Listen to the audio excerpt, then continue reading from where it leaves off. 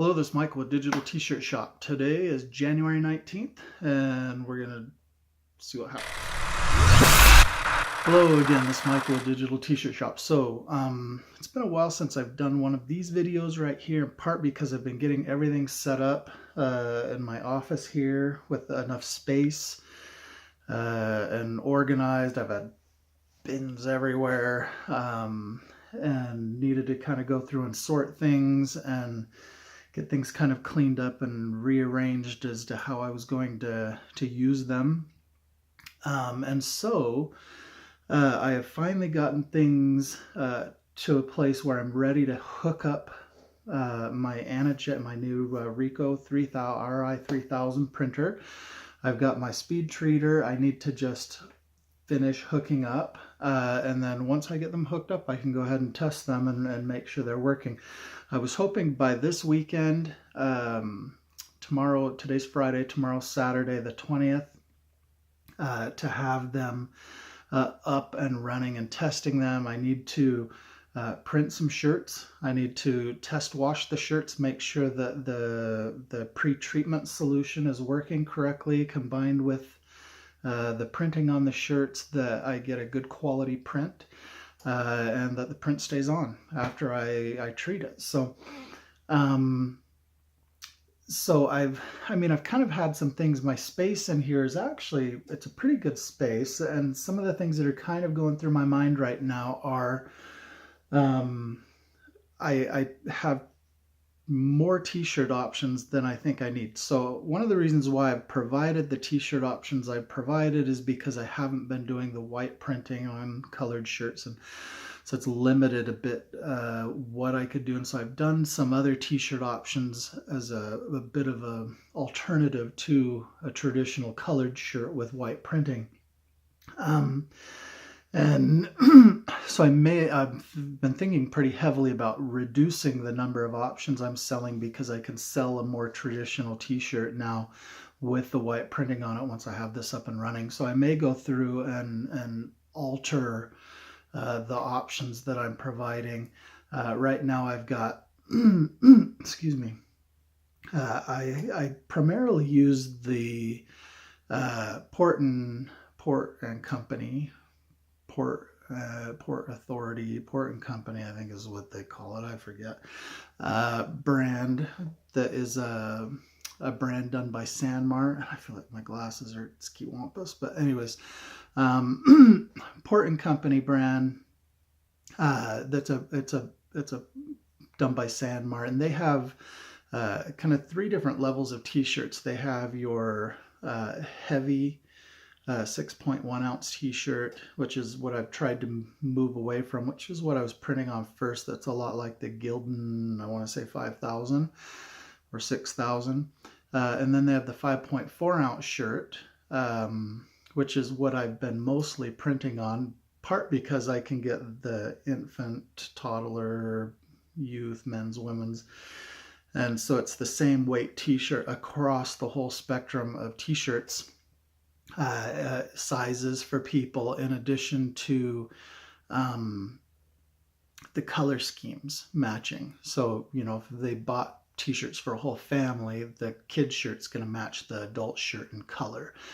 Then there's the PC 150, which is the ring spun version of the 5 ounce shirt, but it's not 5.4, it's 5.5 ounce shirt. And that's where I've been wanting to shift more to with the adult shirts. It's a softer shirt, still the same weight as the 5.4 ounce, 5.5, 5.4, but it's a much softer shirt. And traditionally they say that the ring spun shirts do a lot better with the direct garment printing. But this allows me to sell a nicer, better quality shirt to the customer, to the adults who it's going to probably matter more with. So I'm wanting to shift my inventory from the 5.4s to the 5.5 ring spun. At the moment with the 5.4s, I've got white, ash, heathered gray, which is kind of a medium gray, aqua blue, candy pink, lime green, and yellow. It's about six, 7 colors. And I'm going. What I'd like to do is dump the ash, which is the light gray. I want to keep the medium gray, and then I want to go to black, navy blue, royal blue, red, white, obviously, and possibly the yellow. I want to dump the aqua blue, the light blue. And I'd kind of like to dump the lime green. You know, I don't mind having a few on hand, but I don't think that I don't know, the color doesn't say wow to me. Now, one of the problems I have is finding a green color that crosses all the spectrums. As far as what's available between the youth shirts, which don't come ring spun, and the adult shirts, which do, and men's and women's, I don't have a consistent color. There is the lime green, which comes in the 5.4, but I don't have a ring spun color that matches for the men's and the women's together with the youth, because they toggle between Kelly green and a clover green, which end up being two different color, enough of two different color greens that I don't think that people would like that they're not close enough to the same color. At least I would think that it would look a little bit funny. I mean, people who were really determined to get a green shirt would just get it, I think, but they're not matching colors. Anyways, so that's one thing I was thinking about doing. I've been offering some of the colors in tank tops, some of them in long sleeves, some of them in v-neck, some of them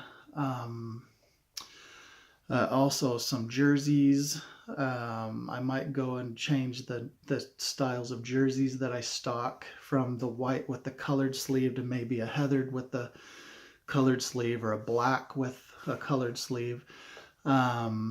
I probably will keep the colors of tie-dyes that I've been selling.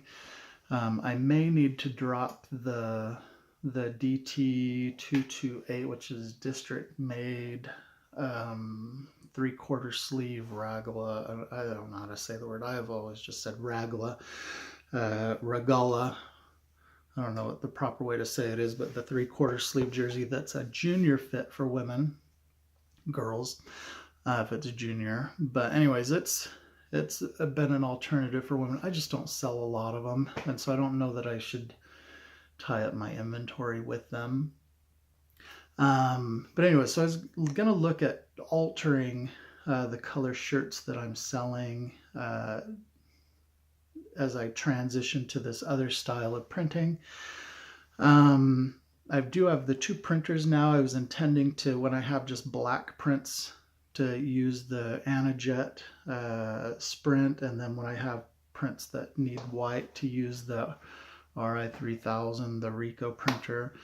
I had done a little survey online to name them, and somebody had said that I should I don't know, there was kind of some fun, well, maybe I have to do another video about that, but anyways, hopefully I'll have this all set up.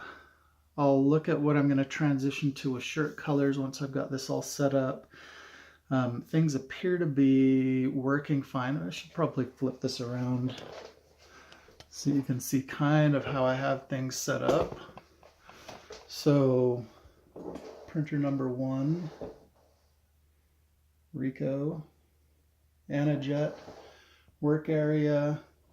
All of my shirts are in the back corners, and I need to actually get them all folded and put in their bins. Heat press, I've got the bigger heat press now, which is the 20 by 16 by 24 or 16 by 20. My speed treater right here. I had to put some space in between them because I've got to be able to get to the back, and actually I'm still not 100% sure that's going to work completely, because I may need to actually get to the very, very back and change nozzle heads on that. And the nozzle heads being that when I do a youth size shirt, I think I need to actually put a nozzle that sprays a more narrow spray instead of a wider spray on an adult size shirt. So but I have not hooked it up yet and not tested it, and that may be a good reason to, when I start pre-treating shirts, to pre-treat them all at the same time. Put the nozzle in, start spraying, treat the whole thing, and we'll see how that goes. And we have the heat press right beside it so that we can make that go a lot quicker. And that's kind of where I'm at right now.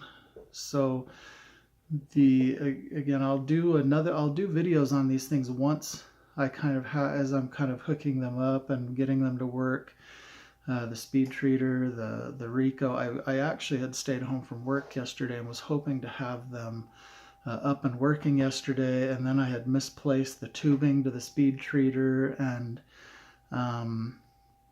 I got the Spark software installed for the Rico, but I didn't quite get to the point where I hooked it up. Oh, I've got another issue that I'm kind of playing with here, which has kind of caused me to delay a bit. Is one of the reasons for needing to make sure I get the door on the office is because I need to keep the room climate controlled. And one of the problems that I'm noticing is that my temperature is not maintaining in here. So when I come in the morning, it's about 59 degrees in the office here, and for example, I just turned the heat press on before I started doing the video, and even with the heat press on, I think the temperature, like yesterday, I think only came up to about 63 degrees, and technically I need it to be about 70 degrees to maintain the printer in here. And so I've been looking at some alternatives, like possibly covering the windows to insulate this room, because it does have two big windows in the room. The heat in my basement, we've got a big opening, and so the heat technically can actually just go right upstairs. Heat rises right out the door, right upstairs. So I need to get the seal, the molding around the door to ensure that the door stays sealed, so that the heat stays in the room better. And you know, as it is, even if I close the door, there's a big gap on the side of the door where the door was big, a little bit smaller than the frame, and heat can still just go right through. So I'm hoping that once I get that door with a doorknob on it, sealed around the edges, maybe cover and insulate the windows, that I'm able to maybe bring that temperature up 10 degrees, up to 70, which is what they recommend. I don't think it needs to maybe necessarily be at 70. It's going to work a lot better at 70. But, you know, even if I got it up to 68 or 67, 69, that's going to be a lot better than having it at 59 for operating that machine. So that's one of the things that I've kind of got going in the back of my mind. I also bought a USB the other day so that I could put the printer on a USB. I didn't have one previously for the Sprint. I had just plugged it into a power strip that had a surge protector on it. But anyways, so that's kind of where we're at. I know that's touching a lot of different things, but that is today, Friday, January 19th. I would love to have you keep following us and see how we're setting up our t-shirt printing. Still, if I go back and talk, you know, the focus of this year is the third-party printing. We're only set up on Spreadshirt as of right now, and on Spreadshirt we have only had one sale. We're still at about 1,300 images on Spreadshirt. And I have actually put a lot of Valentine's Day images on Spreadshirt. Now I did notice, I'll make another video about it and talk about one of the things that I've done, because I was going to actually do a screenshot and show you. So anyways, there we go. That's Digital T-Shirt Shop. Please subscribe, and we'll do some more videos in a little bit.